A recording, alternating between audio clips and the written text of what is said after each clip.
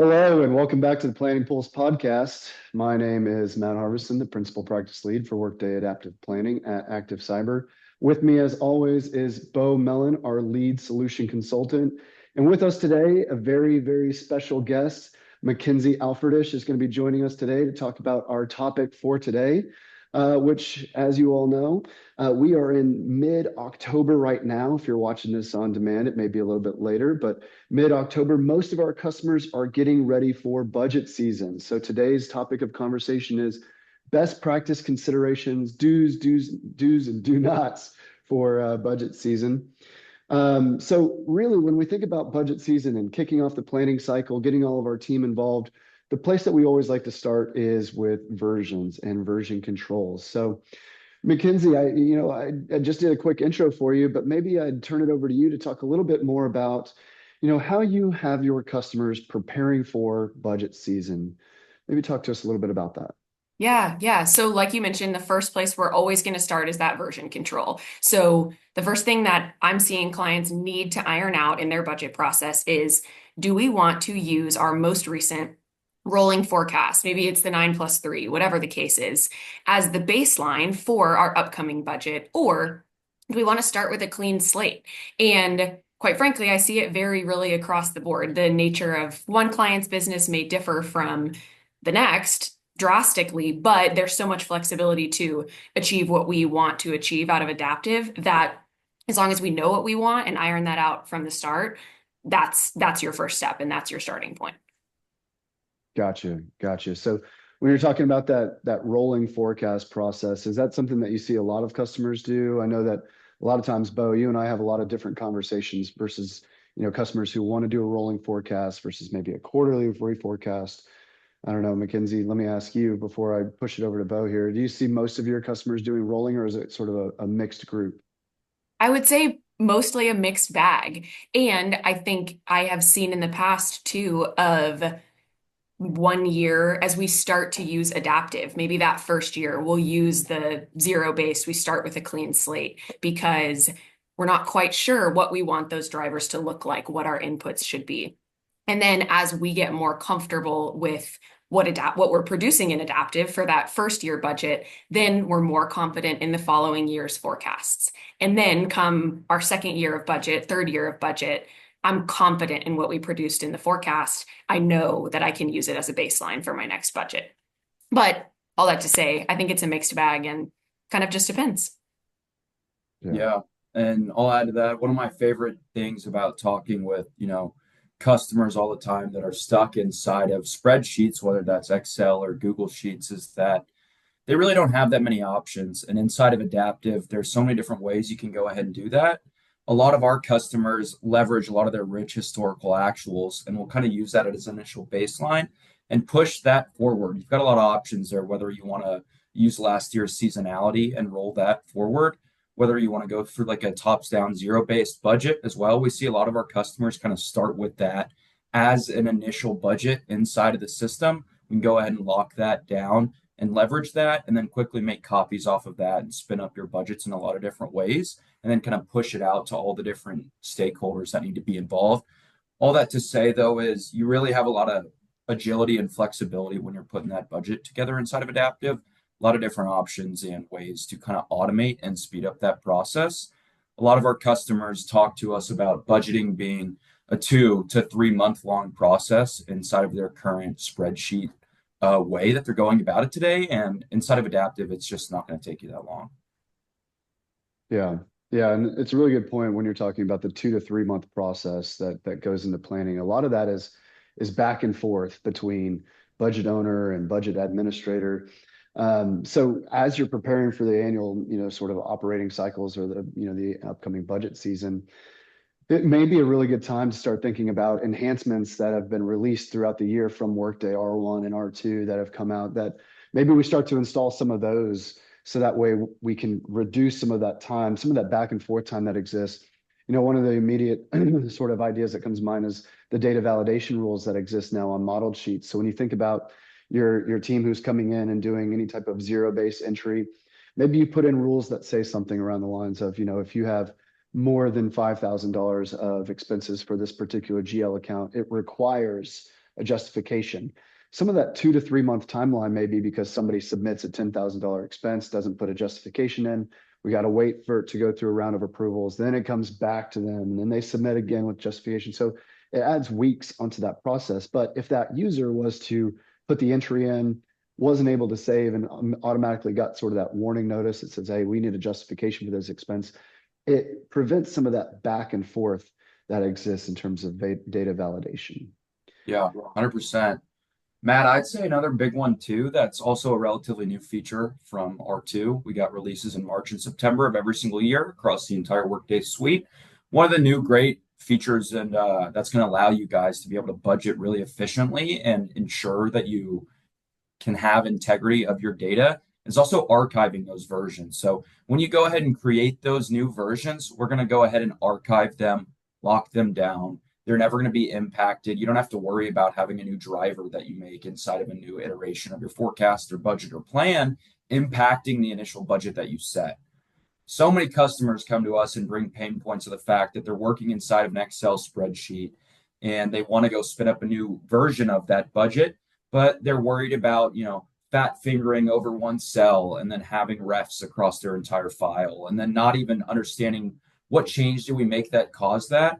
Well, through archiving versions and like audit trail functionality, that we're going to be able to follow the breadcrumbs of what we maybe, overrode that we weren't supposed to, but also with the archiving feature is you're not even going to have to worry about setting that budget and having it be impacted. We can trust the integrity of our initial budget that we set for the year, lock it down. And then if we want to make copies off of that, we can quickly spin up a new iteration off of that and then work from there. Yeah. Yeah, it's a really good point. So you talked a little bit about trusting the integrity of your models, of your versions.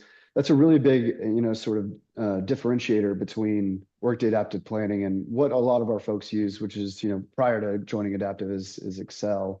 And I know a lot of times whenever we're talking about folks who are using Excel now using Adaptive, they have a lot of formulas in their spreadsheets, and there are a lot of formulas being driven off of maybe an assumptions tab or some type of drivers tab that they can go in and tweak and edit, but who knows who's making what changes.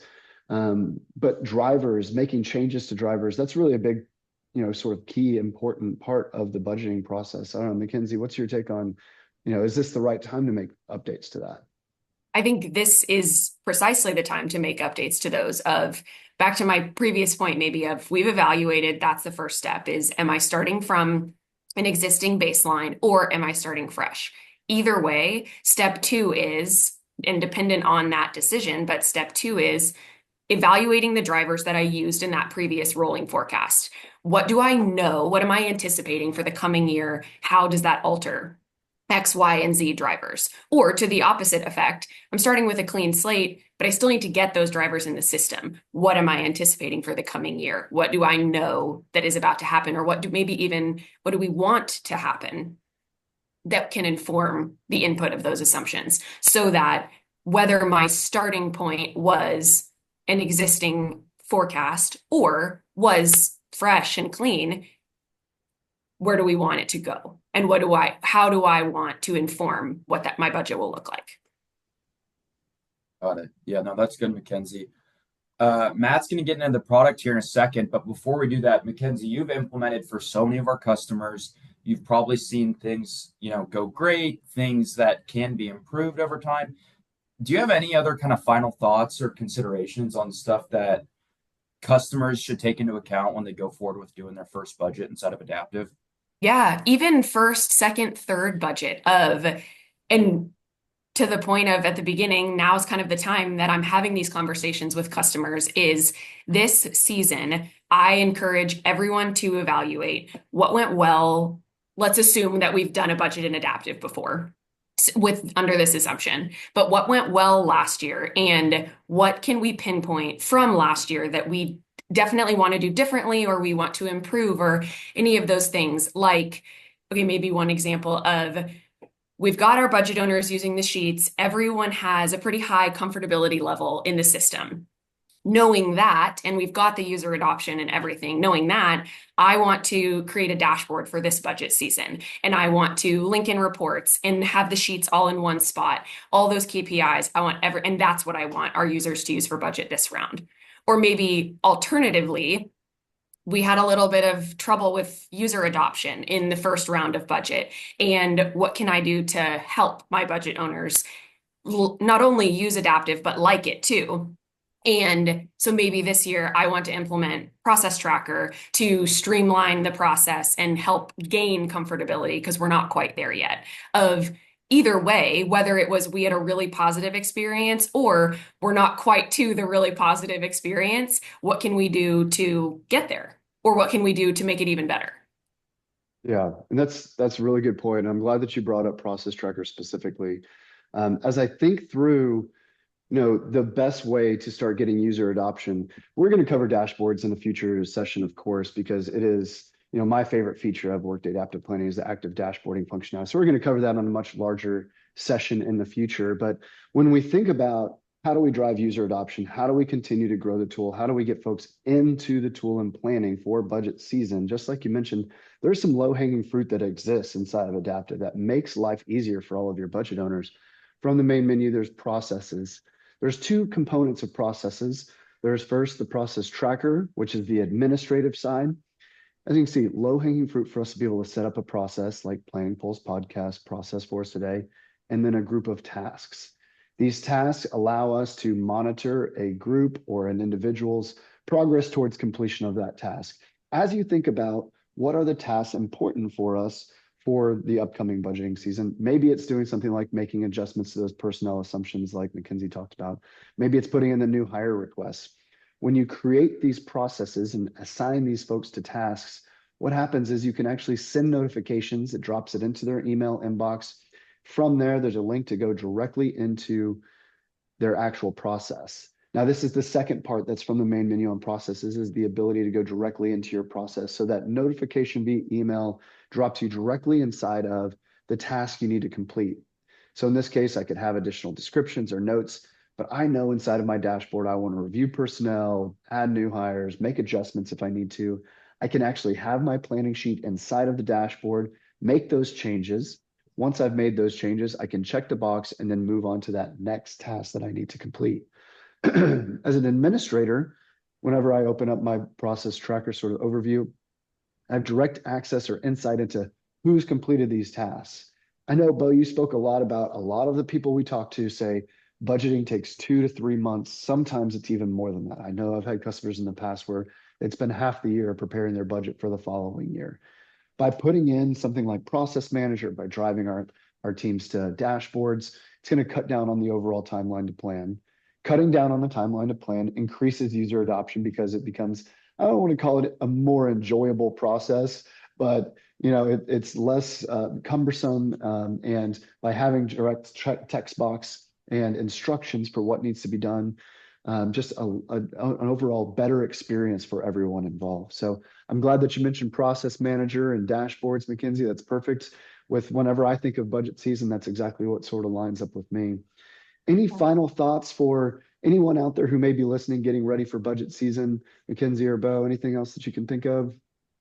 Yeah, no, I thought that was slick, Matt, and I will call it more enjoyable. Why would you want to not do your budgeting inside of a cloud-based planning platform? Yeah. Like, we can get as many people in the organization, adaptives for the entire organization. The more stakeholders we can quickly and easily get in the system, the more time back in your day you guys are going to have. Yeah. And the more people get to say, like, budget process is no longer a burden on them. Absolutely. Absolutely. Beau, thank you for keeping me on my toes there. McKenzie, thank you so much for joining us today. Really appreciate your time. Absolutely. And for all those who are watching, we will see you again very soon. You can plan on it.